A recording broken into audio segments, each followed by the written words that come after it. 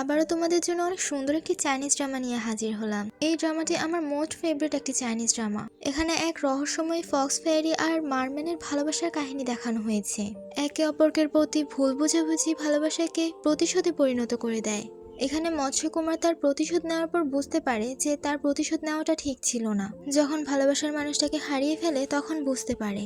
কাহিনী তো আরও বাকি আছে, তারা আবার পুনর্জন্ম নেয় আর তাদের কিভাবে মিলন হলো এটা দেখার জন্য ফুল চাইনিজ ড্রামাটি আমাদেরকে দেখতে হবে। শুরুতে আমাদেরকে বলা হয় আকাশের উপরেও একটা জগৎ আছে, সেই জগতে ইমর্টালরা বসবাস করে। আবার এই ইমর্টালের এক ভাগ পৃথিবীতেও বসবাস করে। হেভেনের সব আইন কানুন শৃঙ্খলভাবে বজায় রাখতে হয়, কিন্তু কিছু কিছু আর্থ ইমর্টালরা সেই আইন লঙ্ঘন করার কারণে সেলেস্টিয়াল ইমর্টাল একটি দল গঠন করে। যেই দলের মেম্বাররা হলো এক একজন স্পিরিচুয়াল মাস্টার। একজন স্পিরিচুয়াল মাস্টার আর আর্থ ইমর্টালের মাঝে ভালোবাসাকে সম্পূর্ণ নিষিদ্ধ করে দেওয়া হয়েছে। এর পরের সিনে আমরা একটি মেয়েকে দৌড়াতে দেখতে পাই, যে নাকি স্বাধীনভাবে দৌড়াচ্ছিল বরফের মাঝে। মেয়েটি হলো আমাদের ড্রামার মেন ফিমেল লিড জি ইউনহি। ইউনহি বলছিল আমি স্বাধীনভাবে বাঁচতে চাই, কিন্তু আফসোস আমার মৃত্যুর আর কিছুক্ষণ বাকি আছে। আমি যাকে ভালোবাসি সে আমাকে বন্দী বানিয়ে রেখেছে। সে হলো একজন মৎস্যকুমার। তার কথা বলতে না বলতেই সে এসে পড়ে আর ইউনহিকে বেঁধে ফেলে। এই হলো আমাদের ড্রামার মেন লিড চ্যানগি। চ্যানগি বলে তুমি যতই পালানোর চেষ্টা করো না কেন, আমি তোমাকে কোথাও যেতে দেব না। ইউনহি আমাদেরকে আরও বলছিল এসব কিছু আমার সাথে কি করে হয়েছে জানতে হলে আগে আমাদেরকে ফ্ল্যাশব্যাকে যেতে হবে। এটি হলো 1000 ফ্লাওয়ার ভ্যালি। একজন বৃদ্ধ মহিলা একটি ঔষধি ফুল গাছ দেখতে পেয়ে সেই ঔষধি ফুলটি চুরি করে নেয়, কিন্তু ফুলটি চুরি করতে গিয়ে 1000 ফ্লাওয়ার ভ্যালির একজন স্পিরিচুয়াল মাস্টার ইউনহির হাতে ধরা পড়ে যায়। সেই বৃদ্ধ মহিলাটি আসলে একজন বার্ড ডেমন ছিল। ইউনহির বেস্ট ফ্রেন্ড ইউনহিকে বলে তুমি তার সাথে পেরে উঠতে পারবে না, কিন্তু ইউনহি তার কোনো কথা শুনে না। ইউনহি বার্ড ডেমনের বাচ্চাকে দেখিয়ে তাকে বলে যে তুমি যদি আমাকে ধরতে চাও তাহলে আমার পিছু পিছে আসো। এইসব কিছু আবার 1000 ফ্লাওয়ার ভ্যালির আরও একজন স্পিরিচুয়াল মাস্টার চু শাওশিয়াং দেখছিল। তার সাথে ছিল ইনভয় ঝ্যাং। ইউনহি শাওশিয়াং এর সাথে মিলে সেই বার্ড ডেমনটিকে বন্দী করে ফেলে, কিন্তু বার্ড ডেমনটি অনেক শক্তিশালী ছিল। ইউনহি জানতো যে তার একমাত্র দুর্বলতা হলো তার বাচ্চা, তাই তার বাচ্চাটিকে দেখিয়ে তাকে ইমোশনাল বানিয়ে ফেলে।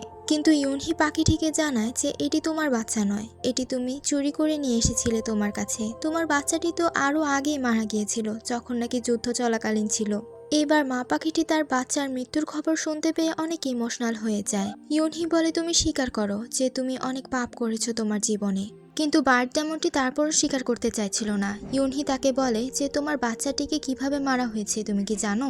এক লোক তোমার বাসা থেকে তোমার বাচ্চাটি চুরি করে এক দম্পতির কাছে বিক্রি করে দিয়েছিল। সে দম্পতি কিনেছিল তার বাচ্চাকে খুশি করার জন্য, কিন্তু তাদের বাচ্চাটি তোমার পাখিটিকে ছেড়ে দিয়েছিল, কারণ সে বিশ্বাস করে পাখি খোলা আকাশেই সুন্দর। এভাবেই তোমার কাছ থেকে সে দূর হয়ে গিয়েছিল, আর যুদ্ধ চলাকালীন সময় সে মারা গিয়েছিল আগুনে পুড়ে। এবার মা পাখিটি তার ভুলটা বুঝতে পারে যে এই বাচ্চাটি তার নয়, এটা সে স্বীকার করে। বার্ড ডেমনটি বাচ্চাটিকে হাতে নিয়ে বলে আমি বুঝতে পারছি যে পরিবারের একজন সদস্যকে হারানো কতটা যন্ত্রণাদায়ক হতে পারে। তোমার পরিবার তোমাকে না পেয়ে অনেক কষ্ট পাচ্ছে। আমার উচিত হয়নি তোমাকে তোমার পরিবার থেকে আলাদা করা। ইউনহি বলে এই পাখিটিকে ছেড়ে দিয়ে আসো আর এই বার্ড ডেমনটিকে বন্দি করো। এটা তো হলো তার ফুল চুরি করার শাস্তি, কিন্তু তার পাখি বাচ্চা চুরি করার শাস্তি হলো তাকে তার স্পিড কোড দিয়ে দিতে হবে আমাকে। বার্ড ডেমনটি ঠিক তাই করে। শাওশিয়াং ইউনহিকে জিজ্ঞাসা করে যে এই জাদুর আয়নাটি সে কোথায় খুঁজে পেল। ইউনহি বলে এটি আমার কাছে ছিল। ইউনহি শাওশিয়াং এর সাথে কথা বলছিল, কিন্তু এর মাঝখানে ইনভয় ঝ্যাং এসে তার হাত থেকে ডিমটি নিয়ে নেয় আর বলতে লাগে যে আমি এই ডিমটি এবার ফ্যারিকে গিফট করব। ইউনহি ঝ্যাংকে এটা করতে বারণ করলে ঝ্যাং বলে যে এটা তো ছোট্ট একটা বাচ্চা পাখি, তার বদলে তুমি এই মূল্যবান তাবিজটি নিতে পারো। ইউনহি বলে এই তাবিজ দিয়ে আমি কি করব? এই তাবিজটি তার মুখে লাগিয়ে দেয়, যেন যতক্ষণ না পর্যন্ত ইউনহি পারমিশন দিচ্ছে ততক্ষণ পর্যন্ত সে কোনো কথাই বলতে পারবে না। জ্যাং আর কোনো কথাই বলতে পারছিল না। ইউনহি তার হাত থেকে ডিমটি নিয়ে নেয় আর শাওশিয়াংকে বলে এর পরিবারের কাছে তাকে ফিরিয়ে দিতে। শাওশিয়াং ইউনহিকে বলে ইয়াং মাস্টার ইনভয় ঝ্যাংকে অনেক ভালো জানতো, তোমার উচিত হয়নি তার সাথে এমনটা করা। ইউনহি বলে সে যে কাজটা করতে নিচ্ছিল সেটা অনেক খারাপ ছিল, কারণ একটা নিষ্পাপ পাখির বাচ্চার পালক ছিঁড়ে সে ফ্যারিকে দিতে চেয়েছিল। এরপর তিনি সিলভান হলে 1000 ফ্লাওয়ার ভ্যালির ইয়াং মাস্টার লিন চ্যাংলেন আর তার অ্যাসিস্ট্যান্ট চিংশুকে দেখতে পায়। মাস্টার লিন চ্যাংলেনের ছেলে লিন হাওচিং তার বাবার জন্য অনেক দামি একটা ঔষধ এনেছিল, যা নাকি অনেক রেয়ার। এই দেখে এল্ডার ডংলিয়ান হাওচিং এর প্রশংসা করতে লাগে। এল্ডার মোজে বলে ওঠে যে মাস্টার চ্যাংলেনের মেয়ে ইউনহিও তো কম নয়, সেও তো সেদিনের খেলায় আনএক্সপেক্টেড ভাবে জিতে গিয়েছিল। ইউনহির কথা উঠলে সবার মুখ দেখেই বোঝা যাচ্ছিল যে মাস্টারের ছেলে হাউচিং এর যতটা ভ্যালিউ আছে এখানে, ইউনহি মাস্টারের মেয়ে হয়ে তত একটা ভ্যালিউ নেই। হাউচিং এর অ্যাসিস্ট্যান্ট শিও বলে ওঠে যে এই ওষুধটি অনেক রেয়ার, আমরা যখন পাহাড়ে উঠছিলাম তখন এই ঔষধি গাছটি পেয়েছি। এই ওষুধটি রাজ্যের যোদ্ধাদের ক্ষতপূরণে সাহায্য করবে। এই দেখে মাস্টার তার ছেলের উপর অনেক খুশি হয়ে যায়। সবাই বলাবলি করতে লাগে যে তার ছেলে হাউচিং তো তার ডাকের সাথে এসে পড়েছে, কিন্তু তার মেয়ে ইউনহি তো এখনো পর্যন্ত আসেনি। ইউনহির নাম নিতে না নিতে ইউনহি হাজির হয়ে যায়। ইউনহি বলে আমিও আমার বাবার জন্য অনেক স্পেশাল একটা গিফট এনেছি, যা নাকি হাউচিং এর গিফটের চেয়েও অনেক রেয়ার। সবাই ইউনহির হাতে গুহ পাখির স্পিরিটিলিক্সে দেখে অনেক অবাক হয়ে যায় আর বলতে লাগে এই পাখি তো অনেক শক্তিশালী, তাহলে এর স্পিরিটিলিক্সে কি করে উদ্ধার করতে পারলো। এল্ডার ডংলিয়ান বলতে লাগে এই পাখিটি এতটাই ডেভিল আর শক্তিশালী যে তার কাছে কেউ যেতে পারেনি। আবার এল্ডার মোজে ইউনহির পক্ষ নিয়ে বলে ওঠে যে ইউনহি যে এই স্পিরিট কোডটা আনতে পেরেছে ওটাই বড় কথা। হাউচিং ইউনহিকে এবারও জিতে যেতে দেখে অনেক রেগে যায় আর ইউনহিকে বলে তুমি নাকি এনভয় ঝ্যানকে ডিস্টার্ব করেছো। ইউনহি বলে কারণ সে একটা ভুল কাজ করতে যাচ্ছিল, যেহেতু আইন সবার জন্য সমান তাই আমি তাকে সেই কাজটি করা থেকে বিরত রাখতে চেয়েছিলাম শুধু। তো হাউচিং ইউনহির সাথে তর্কেও হেরে যায়। ইউনহি হাউচিং এর চেয়েও বেশি ভালো কিছু গিফট করায় তার বাবা তার উপর অনেক খুশি হয়ে যায় আর প্রতিবারের মতো এবারও সে গার্জিয়ান প্রমোশন পেয়ে যায়। এল্ডার মোজে ইউনহিকে বলে ওঠে দেখলে কতটা সম্মানজনক যে তুমি মাস্টারের সব শক্তিগুলো ফাইনালি পেতে চলেছ। লর্ড ভ্যালিকে ইউনহির উপর সন্তুষ্ট হতে দেখে ইউনহি তাকে ধন্যবাদ জানায়, কিন্তু ইউনহি তো মনে মনে জানে যে তার সাথে কি হতে চলেছে এবার। এরপর লর্ড ভ্যালি যখন তাকে একা আসতে বলেছিল তার কাছে, তখন ইউনহিকে তার বেস্ট ফ্রেন্ড তার বাবার কাছে যেতে মানা করেছিল, কারণ তাকে অনেক শাস্তি দিবে এবার। এই ব্যাপারটা জেনেও ইউনহি একটা বড় করে শ্বাস নিয়ে সে দরজা খুলে আর ভিতরে ঢোকে। যখন নাকি লর্ড ভ্যালি তাকে দেখতে পায় তখন লর্ড ভ্যালি অনেক রেগে যায় আর তাকে এমন শাস্তি দেয় যে তার ফ্রোজেন অ্যাটাক হয়ে যায়, যে পয়জনটা নাকি তার জন্য অসহ্যনীয় ছিল। এই দেখে চিংশু লর্ড ভ্যালিকে বলে ওঠে এইটুকু তার জন্য যথেষ্ট, আর একটু শাস্তি দিলে সে মারা যেতে পারে। ইউনহি শীতে কাঁপতে কাঁপতে আস্তে আস্তে বরফে জমে যেতে লাগে। ইউনহি বলে প্রত্যেকবারের চেয়ে এবারের শাস্তিটা একটু বেশি ছিল আমার জন্য। মাস্টার বলে যে তুমি আমার ছেলেকে কেন হারালে, তার জন্যই আমি তোমাকে একটু বেশি শাস্তি দিয়েছি এবার। আর তুমি জানো যে ইনভয় ঝ্যাং সব ইমর্টালসদের কন্ট্রোল করতে পারে, এটা জেনেও তুমি ইনভয় ঝ্যাংকে আন্ডার এস্টিমেট করেছো, তার জন্য আরও ডাবল শাস্তি দিয়েছি এবার। ইউনহি বলে আমি বাস ন্যায় চেয়েছিলাম, আমি তাকে বিরক্ত করতে চাইনি। আর আপনার ছেলে হাউচিংকে আপনার উত্তরাধিকারী বানানোর জন্য গার্জিয়ান প্রমোশন দিয়ে দিতে পারেন, এতে আমার কোনো আপত্তি নেই, কিন্তু এই পয়জন অ্যাটাকের অ্যান্টিডোটটা আমাকে দিয়ে দিন। শেষমেশ ইউনহির আকুতি মিনতি দেখে ইউনহিকে তার অ্যান্টিডোটটা দিয়েই দেয়। এর পরের সিনে ফ্লাওয়ার গার্ডেনে ইউনহিকে তার বেস্ট ফ্রেন্ড দেখতে পেয়ে তাকে জিজ্ঞাসা করে যে তুমি কি ঠিক আছো। ইউনহি বলে আমাকে নাড়িও না, না হলে আমি আরো ব্যথা পাচ্ছি। তার বেস্ট ফ্রেন্ড লুলু বলে আমি তোমার জন্য স্যুপ রান্না করছি, দাঁড়াও। ইউনহির বেস্ট ফ্রেন্ড লুলু ছাড়া আর কেউই তার জন্য এতটা কেয়ার আর এতটা টেনশন করে না। ইউনহি বলে তুই আমার জন্য টেনশন করা বন্ধ করে দে, আমি তোর জন্য কি এনেছি এটা দেখ। ইউনহি লুলুর মন ভালো করার জন্য তার জন্য স্পিরিচুয়াল স্টোন আনে, যা দেখে লুলু অনেক খুশি হয়ে যায়। আর লুলু ইউনহিকে জিজ্ঞাসা করে যে তুমি কি মাস্টারের কাছ থেকে পেয়েছো, তোমার বাবা লর্ড ভ্যালির কাছে এই স্টোনগুলো চাওয়ার সময় তোমার কি ভয় করেনি। ইউনহি বলে আমার কি আর জীবন মৃত্যুর ভয় আছে নাকি, আমাকে তো অনেক টর্চার করেছেন তিনি। লুলু বলে অবশেষে কি আমরা একটা জায়গা কিনবো এই স্টোনগুলো দিয়ে, যেখানে নাকি আমরা শান্তিতে বসবাস করতে পারবো। ইউনহি বলে আমরা কি উত্তরায় যেতে পারি, সেখানে স্নোফল হচ্ছে, সেখানে জায়গা নিলে ভালো হয়। ইউনহি লুলুর জন্য আরো একটা দামি জিনিস এনেছিল, যা নাকি সেলেস্টিয়াল হেভেনের অনেক দামি একটা ফ্যাব্রিক। ইউনহি বলে তুই যে গোসল না করে একই জামা পরে প্রতিদিন কাটিয়ে দিচ্ছিস, তাই জন্য আমি তোর জন্য দামি একটা ফ্যাব্রিক এনেছি, যেন তোর গায়ে নতুন কিছু দেখতে পাই।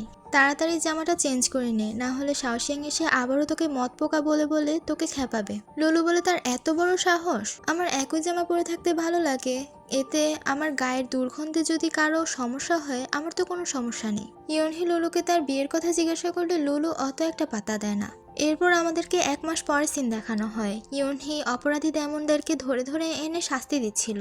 তার মধ্যে একটা ডেমন ছিল যে নাকি সবসময় ভালোবাসার কথা বলতে থাকতো, এমনকি এখানে ইউনহিকেও প্রপোজ করে ফেলে। ইউনহি ডেমনটির মুখ দেখে বুঝতে পারছিল যে তার অনেক কষ্ট হচ্ছে কোনো একটা কিছু নিয়ে। আসলে সে আর নিজেকে আটকে রাখতে পারছিল না তার ক্রাশের সামনে। সে এত বড় বায়ু দূষণ করে যে একেবারে পুরো মহল দুর্গন্ধে ছড়িয়ে যায়। তার বায়ু দূষণের এতটাই তীব্র গন্ধ ছিল যে কেউ নাকে নিঃশ্বাসই নিতে পারছিল না, শুধুমাত্র লুলু ছাড়া। লুলু বলে ওঠে যে এত সুন্দর গানটা এতটাই সুন্দর ছিল যে লুলু অজ্ঞান হয়ে পড়ে যায়। এরপর ইউনহি যখন বই পড়ছিল তখন তার বেস্ট ফ্রেন্ড লুলু এসে বলে যে এত বই পড়ে কি লাভ হবে তোমার।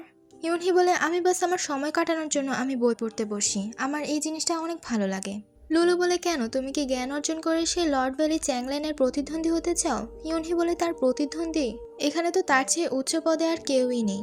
লুলু বলে এক সময় তোমারও পালা আসবে, তখন তুমি অনেক শক্তিশালী থাকবে তার চেয়েও বেশি। ইউনহি বলে সেদিনটা আসবে নাকি তাও জানা নেই। লুলু ফুল খাচ্ছিল আর শাওশিং ইউনহির কাছে খবর নিয়ে আসে যে ঝ্যাং তোমাকে খুঁজছে। ইউনহি বলে তোমার খবর নিয়ে আসতে আসতে আমার মনে হয় অনেক দেরি হয়ে পড়েছে। ঠিক তাই হয়, ঝ্যাং তার বাসায় এসে পড়ে। ঝ্যাং ইউনহিকে বলে যেহেতু তুমি গার্জিয়ান প্রমোশন পেয়েছো তাই আমার মনে হয় তুমি এই বাক্সটা খুললে ভালো হয়। এই বাক্সে অনেক শক্তিশালী একজন ইভেল ডেমন আছে যে নাকি অনেক মাস্টারদেরকে আহত করেছিল। দেখি তুমি এই বাক্সটা খোলার যোগ্য কিনা। এই দেখে শিও মনে মনে বলে যে আমি বুঝতে পারছি ঝ্যাং ইউনহির কাছ থেকে ইনডাইরেক্টলি রিভেঞ্জ নিতে যাচ্ছে। তো ইউনহি প্রথমে সাহস নিয়ে ভয় না পেয়ে সেই বাক্সটি ধরে। ইউনহি যখন ওই কবজ দেওয়া বাক্সটি খুলে তখন দেখা যায় অনেক বড় একটা ব্লাস্ট হয় আর সেখান থেকে একটা মাছের লেজের মতো কিছু একটা বের হয়। ইউনহি এত বড় মাছের লেজ জীবনেও দেখেনি এর আগে। জিনিসটা কি ছিল কেউই প্রথমে বুঝতে পারেনি, কিন্তু এরপর বুঝতে পারে যে এটা হলো একটা মারম্যান, যাকে নাকি আমরা ড্রামার শুরুতে দেখেছিলাম, চ্যাঙ্গি। ইউনহি বলে তুমি আমাকে ভয় পেও না, আমি তোমাকে কিচ্ছু করব না। কিন্তু চ্যাঙ্গি আবারও তার লেজটা নাড়াতে নেয়। তার আগেই ইউনহি তাকে তাড়াতাড়ি করে বেঁধে ফেলে। হাউচিং মারম্যানের লেজে তীর দিয়ে আঘাত করে, তো চ্যাঙ্গি আর তার লেজ নাড়াতে পারে না। এই দেখে ইউনহির মায়া হয়। ইউনহি তার ভাইকে এটা করতে বারণ করে, তীরটা খুলে ফেলতে বলে, কিন্তু তখনই এন্ট্রি হয় গডেসের একমাত্র মেয়ে ফ্যারি সুন্দর। ফ্যারি সুন্দরকে দেখে সবাই সম্মান জানাতে লাগে।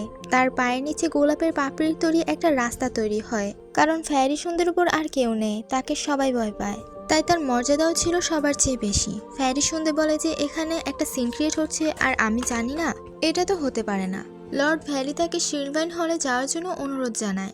ফ্যারি শুনতে বলে যে এই মারম্যানটা আমাদের শিক্ষানবিশদের অনেক বিরক্ত করেছে আর আহতও করেছে, তাই জন্য আমি একে দেখতে আসলাম। লর্ড ভ্যালি বলে যে এই মারম্যানটা অনেক শক্তিশালী, একে হাউচিং ধরেছিল, অথচ ইউনহি এই বক্সটা খুলেছিল। কিন্তু ইউনহির মর্যাদা সবসময়ের মতো হাউচিংকেই দেওয়া হলো। হাউচিং ফ্যারি সুন্দরকে বলে যদি আপনার কোনো ইচ্ছা পূরণ করার থাকে এই মারম্যানটার মাধ্যমে তাহলে বলতে পারেন। এই দেখে ঝ্যাং বলে তাহলে মারম্যানের মৎস্যমুক্তা আর লেজটা কেটে দিতে হবে। এই ব্যাপারটা কারোরই পছন্দ হয়নি। মুজে বলে যে এই দুটো জিনিস তো মারম্যানের সবচেয়ে দামি জিনিস, এটা তার লাইফের উপর ডিপেন্ড করে। এই শুনে ফ্যারি সুন্দর অ্যাটিটিউডের সাথে বলে ওঠে আমি কি তোমার কাছ থেকে কোনো অ্যাডভার্টাইজমেন্ট নিতে চাইছি? ফ্যারি সুন্দর এমন কথা শুনে সবাই ভয় পেয়ে যায়। না হয় এবার ফ্যারি সুন্দর মনে হয় রেগে গিয়েছে। লর্ড ভ্যালি এই দেখে মাফ চাইতে লাগে। ফ্যারি সুন্দর যখন দেখে যে সবাই তার ভয়ে ভীতু হয়ে গিয়েছে তখন সে জোরে জোরে হেসে ওঠে আর বলে আমি তো এখনো কিছুই বললাম না, এর আগেই তোমরা ভয় পেয়ে গেলে সবাই। এদিকে ইউনহি লুলুর সাথে কথা বলছিল, ইউনহির মাথায় চলছিল অন্য কিছু। হাউচিং ফ্যারি সুন্দরকে জিজ্ঞাসা করে যে আমি যদি মৎস্যমুক্তা আর লেজটা কেটে দিয়ে দিই আপনাকে তাহলে কি আমি পুরস্কৃত হব এর বদলে? লর্ড ভ্যালি তার ছেলেকে ফিসফিসিয়ে বলতে লাগে যে এটা তোমার বলা উচিত হয়নি। যদি ফ্যারি সুন্দর রেগে যায়? ফ্যারি সুন্দর বলে আমাকে এতটাও স্ট্রিক্ট মনে করো না, যে আমার ইচ্ছা পূরণ করতে পারবে তার ইচ্ছা আমিও পূরণ করি। তখনই সেখানে ইউনহি হাজির হয়। ইউনহি বলে আমি হলাম গার্জিয়ান জি ইউনহি, আমিও কি এই কম্পিটিশনে নাম দিতে পারি? দেখি হাউচিং আপনার মন খুশি করতে পারে নাকি আমি। তো এখানে এপিসোড 1 শেষ হয়। এর পরের এপিসোডের জন্য কমেন্ট করো, লাইক কমেন্ট শেয়ার। তো বাই।